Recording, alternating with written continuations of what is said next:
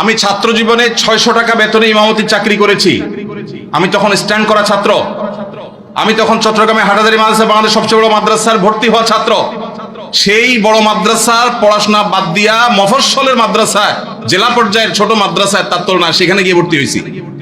Dhaka university রেখে গ্রামের মফস্বলে কলেজে ভর্তি হওয়ার মতো আমি সেই কাজ করেছি। আমি সেই ছেলে 600 টাকা বেতন ইমামতি করে বাবা যখন ব্যবসা করতে করতে দেয়ালে পিঠ থেকে গেছে, তখন চিন্তা করলাম আমার ভালো মাদ্রাসা পড়ালেখার চাইতে এই মুহূর্তে বাবার পাশে দাঁড়ানো দরকার। সেখানে গেছি।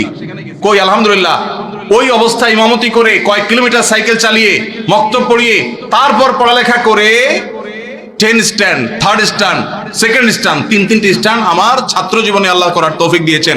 এবং এই সব বরকত আল্লাহ তাআলা ওই সময় দিয়েছেন যখন আমি স্ট্রাগল করি, যশোর যুব প্রশিক্ষণ কেন্দ্রে ইমামতি করি। 4টি বছর, একদিন দুই দিন না। এখন যুবকরা বলে যে অভাব কিভাবে দূর করব? আমের সিজনে 10 কেজি আম নিয়ে বসে যান। 10 কেজি আমের দাম কত? আত্মীয় স্বজন বন্ধু বান্ধব চাইলে অনেকের কাছ থেকে পেয়ে যাবেন। 5 টাকা 10 টাকা করে লাভ করেন, 11 কেজির টাকা হয়ে যাবে। এরপর 11 কেজি নিয়ে বসেন, আস্তে আস্তে সামনে বাড়েন। যুবকরা এখন চাকর হইতে চায়, উদ্যোক্তা হতে চায় না। আসুন্নাহ ফাউন্ডেশন আপনাদেরকে উদ্যোক্তা বানাতে চায় ইনশাআল্লাহ। আমরা একটা সার্কুলার দিয়েছিলাম কিছুদিন আগে। আমাদের কাছে এমনি সাহায্যের জন্য আসা লোকের অভাব নাই।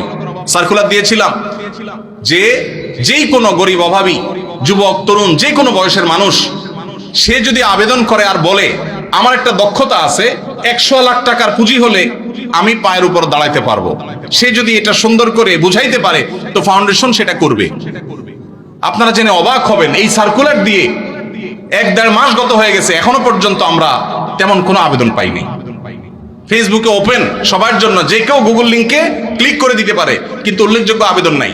যে সমস্ত ভাইরা হালাল উপার্জনের কোনো পথ খুঁজে পাচ্ছেন না, তাদেরকে প্রথমেই বলবো একটা কাজ করেন, অভাব দূর হয়ে যাবে। সেটা হলো ভাব ছেড়ে দেন। কি ছাড়তে বলছি? ভাব। ভাব ছেড়ে দিলে অভাব দূর হয়ে যাবে। ভাব ছেড়ে দিলে অভাব দূর হয়ে যাবে। বুঝেন নাই কথাটা? আপনার সাথে যায় না এই কাজ, এটার নাম ভাব। এটার নাম কি? এটা আমার সাথে যায় না। আমি কিভাবে একটা শিক্ষিত ছেলে এই কাজ করি? এটার নাম ভাব। এটার নাম কি? এই ভাবের অভাবই বেশি। ভাবের অভাবী বহু লোক আছে, হায়রে কান্নাকাটি, ওরা টাকা নাই, পয়সা নাই, অভাব অভাব। বাচ্চা কাচ্চা নিয়ে চাইনিজে খাইতে গেছে, মন খারাপ। কারণ নিয়ত করছিল এবার ব্যবসার লাভের টাকা দিয়া পোলাপান নিয়ে একটু থাইল্যান্ড যাবে, হলো না। কক্সবাজার আসছে, মন খারাপ। এটা কিসের অভাবী? ভাবের অভাবী। কিসের অভাবী? ভাব ছেড়ে দিলে অভাব এমনি দূর হয়ে যাবে।